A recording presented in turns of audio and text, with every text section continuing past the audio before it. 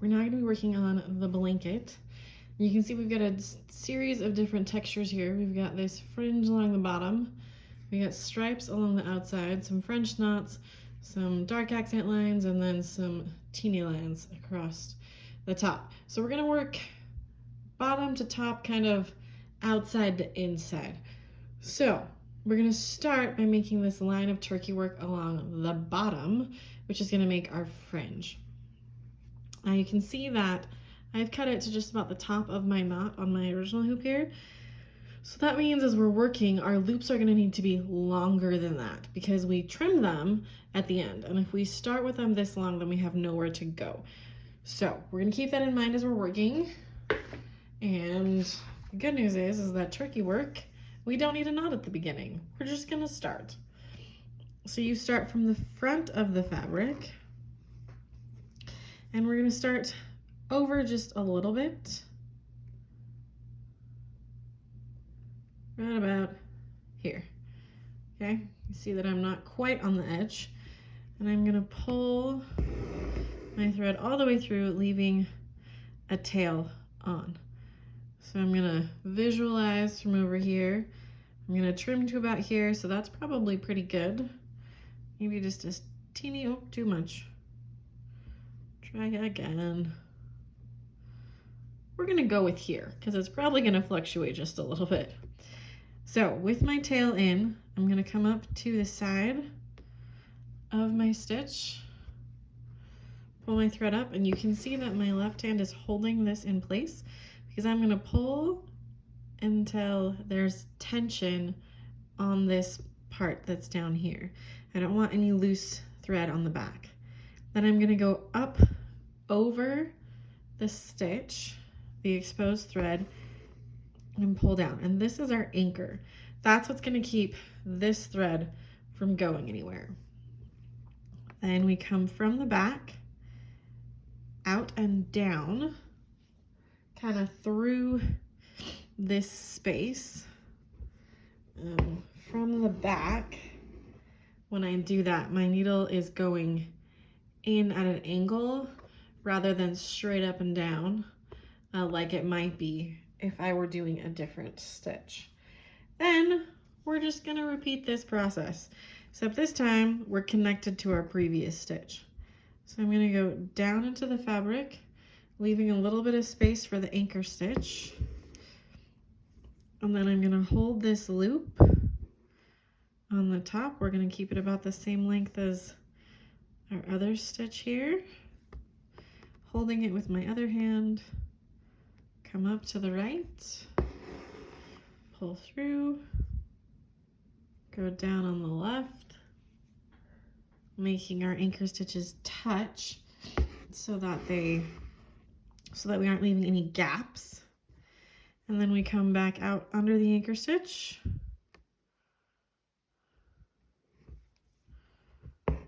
pull our thread up, and repeat. So I'm trying to keep these stitches pretty darn close to the bottom here, close to our camel satin stitches.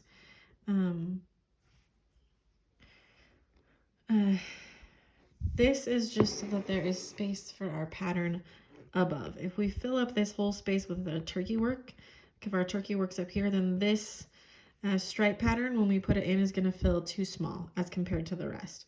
So we keep it right down here at the bottom, work your way across, and I will meet you at the end.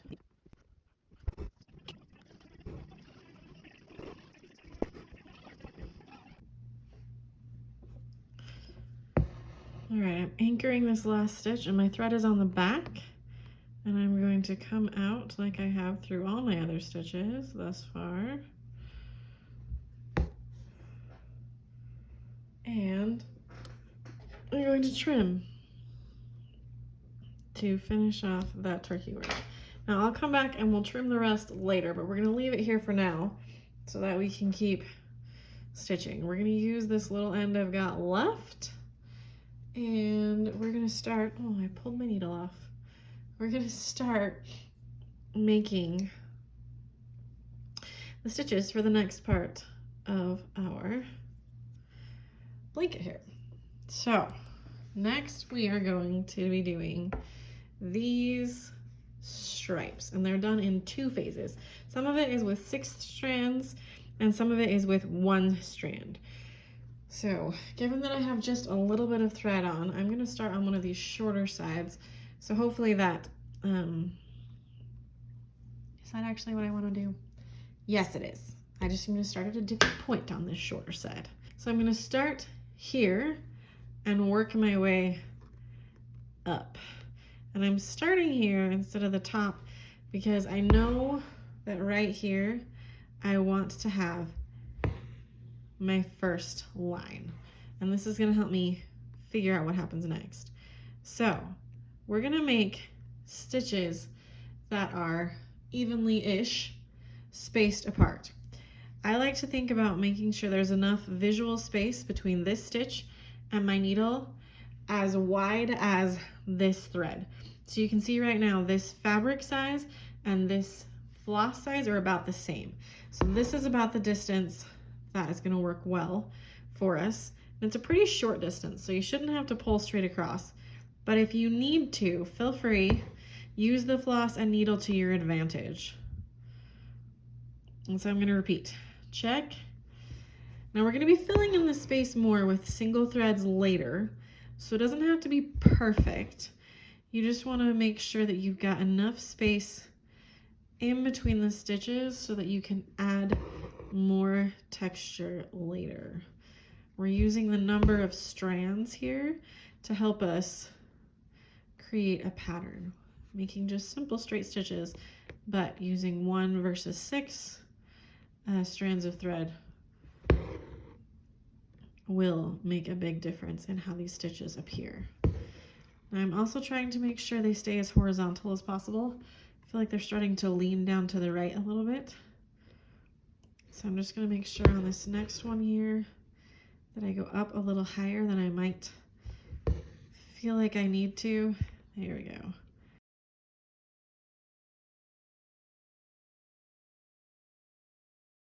All right, from here I'm going to anchor off, get a new strand of floss, and I'm going to repeat this process, making a line of gapped straight stitches all along here, and then from this line back up the other side. And now I have all of my 6 strand lines done. 2 things to note. 1, you want to have a thick line on both ends of this horizontal. It's going to give a better visual to have the thick right here instead of thin. So try and plan out your stitches. You know, I went right to left.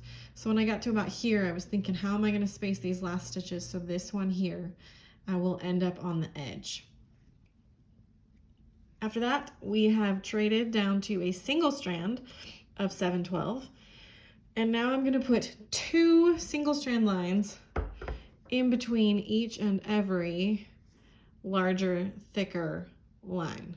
So because we're working on nice small things and we've got these beautiful big stitches as guides, I'm going to start up here in the corner and maximize my thread use and put 1 here closer, and then just because I can, put another one up here in this teeny tiny little space. And now as I go down through here, I'm thinking about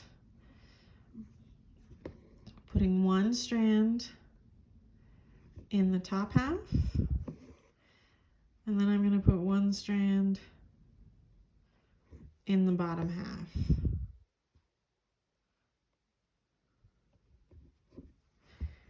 And as always, we repeat. Now ideally, none of these strands touch each other. That is not going to be the case. You will probably mess up and have some touch something else. That is 100% fine. But just when you're thinking about spacing, that is our goal. Be far enough down that you don't touch the top and leave space for the second strand. I know, I'm needy. You gotta do all the things on this one. So I'm just gonna continue like this, adding strands in between, all the way down, all the way around the bottom, and back up the other side. And I will check in with you there.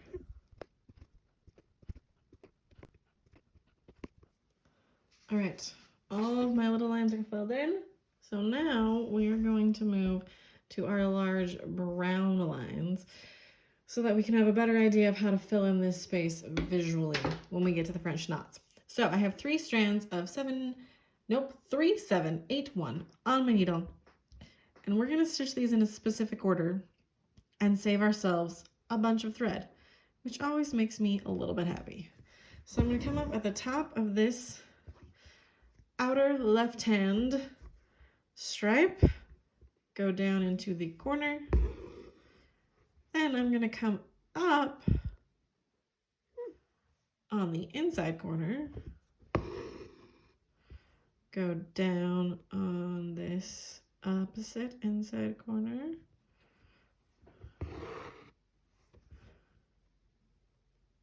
up on the outside corner, get it some light, down at the top, and now we fill in the 3 lines that are empty. So we're going to come up the top for this inside line, down in the corner, up at the corner, across the bottom,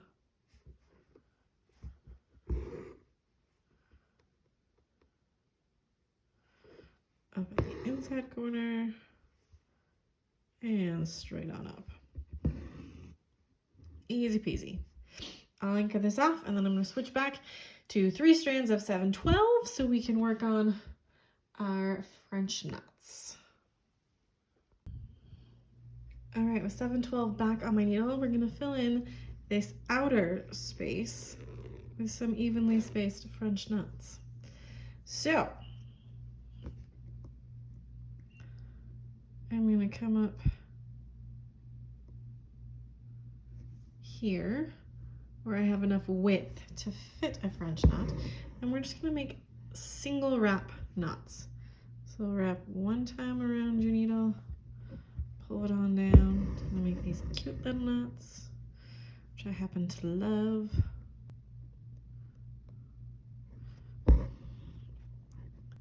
And repeat. Now I'm trying to make sure my needle points happen exactly in the middle of this space, and I'm going down more than I think I want to, so that my French knot ends up filling a little bit of that space and keeping things nice and even. So I'm going to keep working through here, filling in French knots. I will do my very best. I think I just got a pretty big knot on the back. Darn it. I'll do my very best to try and get a knot in each of the corners right here as I work my way around. I'm gonna climb under my hoop here and fix this knot and get back to French knots.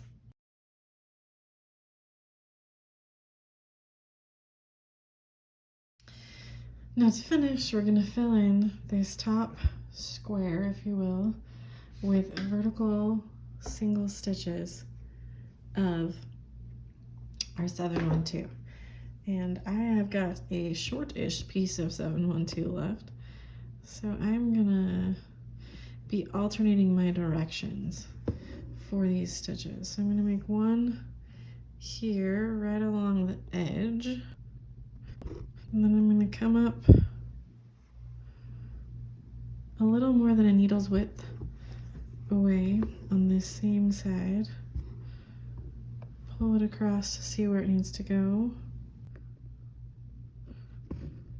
slide that down, and repeat. I'm just going to keep alternating directions, testing with my needle or testing with my thread as I go, so that I can see stitch distance apart and making sure that I'm keeping things as straight as possible. If you struggle to not catch this, you can always just slide it out of your way a little bit. It should be loose enough that it's got some wiggle room in it if you need to adjust as you go, so that your ends of these stitches are easily covered by that horizontal stitch. So we're just going to keep going all the way across, and I will meet you at the end. I've just finished stitching the blanket down here, and I've resituated the camera so we can see what we need to. But I wanted to point out real quick that my brown line here wasn't exactly on my drawn line, which is totally fine. But when I was moving my thread out of the way to see where to put my needle, I was putting it on the line, which became a problem because then I could see the stitches coming out the bottom. So I had to unpick and refix them. So just make sure that you're paying attention to where your lines are and making the end of all of these stitches be under the brown stitch and not poking out down here. Now, we're going to move up to finish our robes of our kings up here. We're going to be using 06, and we're going to be sticking with one strand of floss. And we're really just going to be doing this same thing, just horizontally through our kings. These stitches that we're going to put in the kings just make it feel like it's filled in a little bit, and they kind of give a shine when the light hits it, which is really great, but they aren't going to be super duper noticeable, which is also kind of nice. So I'm going to start here in this middle guy just because I can. Doesn't matter which one you pick. And we're going to test the floss over to make sure it feels nice and horizontal, and I'm going to use visual lines kind of clear down here, which is a little ways away, but if you think about in the middle, I don't know, this is my big horizontal line and the bottom of the camel, but right here, so thinking about making sure that my horizontal lines are as level with that as I can get them is a good place to start. And then you can work down or up from here. Again, just gonna test with my needle, see how I feel about that distance. Working on about a needle's width apart. And I will just keep going back and forth, adding a single stitch.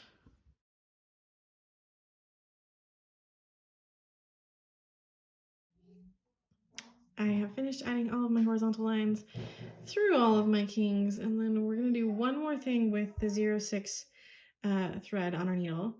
We have one strand. We're going to add a single line of back stitch all the way down this black line here, because we kind of have to fill in the edge so that when our lines are erased, this king feels like he's not disappearing into the background.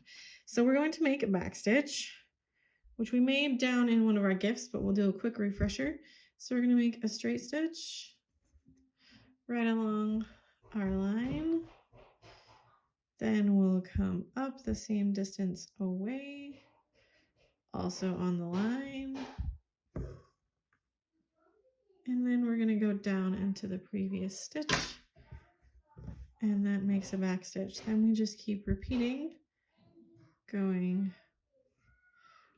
up one stitch length away and down into the previous stitch. And I'll just carry this all the way to the end of this line. I will not be stitching anything around the camel. We're just going to do the black line right here along the edge. So I'll essentially go under the camel on the back side of the fabric and then come up on the far side down here to then stitch this bottom portion.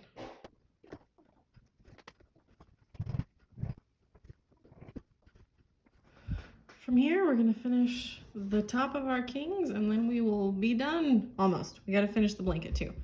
Top of the kings and the blanket, and then we will be done with our hoop.